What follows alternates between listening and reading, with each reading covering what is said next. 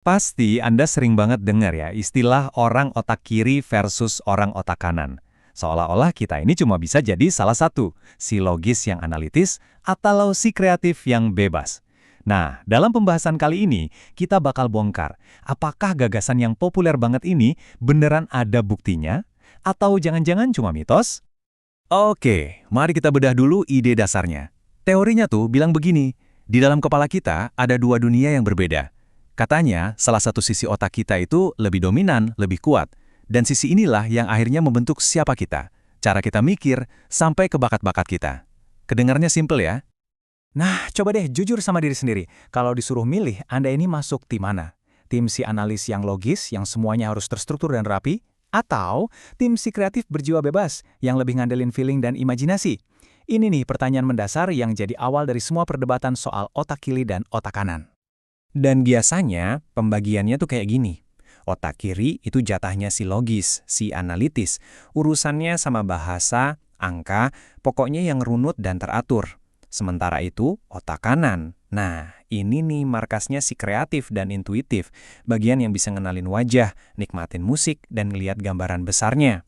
Nggak heran kan, banyak banget kuis-kuis kepribadian di internet yang dasarnya ya dari pembagian ini.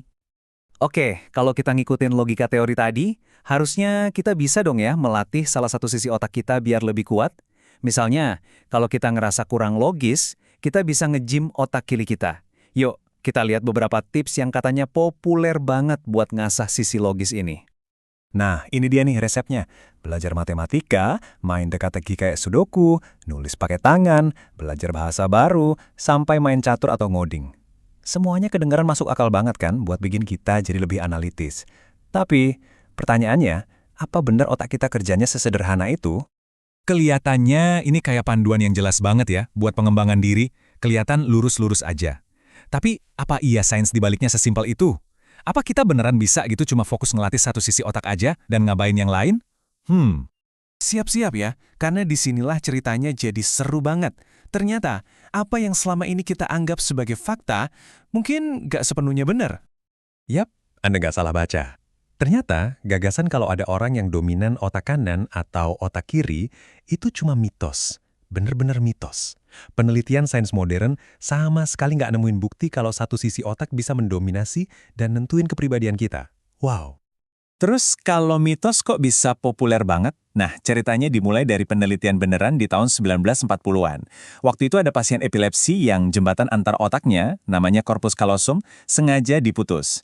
Dari situ, peneliti emang nemulin kalau tiap sisi otak punya tugas-tugas khusus. Misalnya sisi kiri buat bahasa, sisi kanan buat spasial.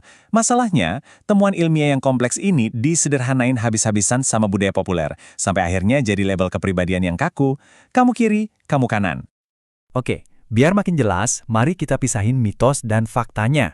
Mitosnya, kamu itu orang otak kiri atau otak kanan. Faktanya, kita semua pakai kedua sisi otak kita buat hampir semua hal.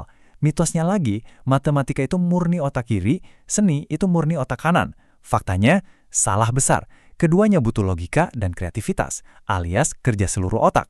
Jadi, kepribadian kita itu jauh lebih kompleks daripada sekedar label kiri atau kanan. Jadi, kalau bukan terpisah-pisah, terus gimana dong cara kerja otak kita yang sebenarnya? Yuk, kita lihat gimana otak kita bekerja sebagai satu tim yang super solid dan saling nyambung. Nah, kenali nih pahlawan utamanya, corpus callosum. Anggap aja ini semacam jalan tol super di dalam otak kita. Ini adalah kumpulan jutaan serat saraf yang ngehubungin sisi kiri dan kanan, bikin mereka bisa ngobrol dan kerja bareng terus-menerus. Tanpa si jalan tol ini, otak kita bakal kayak dua kota yang terisolasi. Jadi, coba bayangin, setiap kali Anda ngerjain sesuatu yang butuh mikir, entah itu mecahin masalah di kerjaan, ngobrol sama teman, atau bahkan sekedar gambar-gambar iseng, itu bukan pertunjukan solo dari satu sisi otak.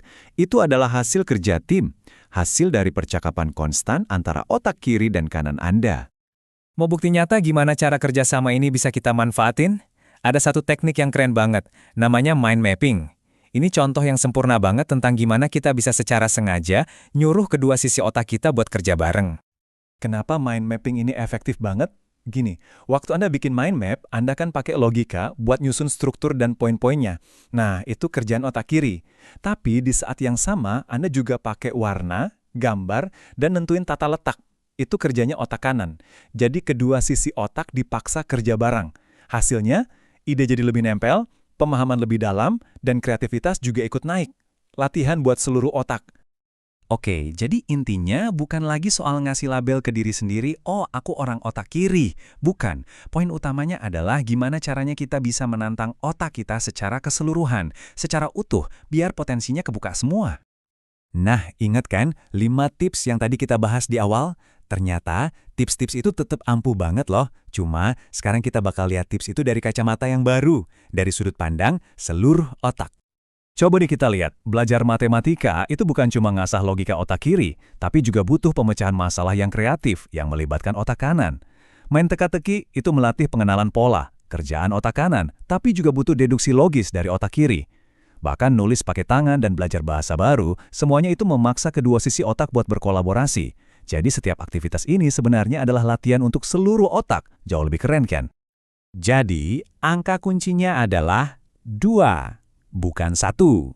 Pertumbuhan sejati, baik itu dalam hal kecerdasan, kreativitas, atau kemampuan memecahkan masalah, itu datangnya dari menantang dan mengintegrasikan kedua belahan otak, bukan cuma fokus ke salah satunya. So, yuk kita ganti pertanyaannya. Mulai sekarang, jangan lagi nanya, aku ini tipe otak kiri atau kanan ya. Ganti pertanyaannya jadi, gimana caranya hari ini aku bisa menantang seluruh otakku? Karena jawaban dari pertanyaan itulah yang bakal jadi kunci buat ngebuka semua potensi yang Anda punya.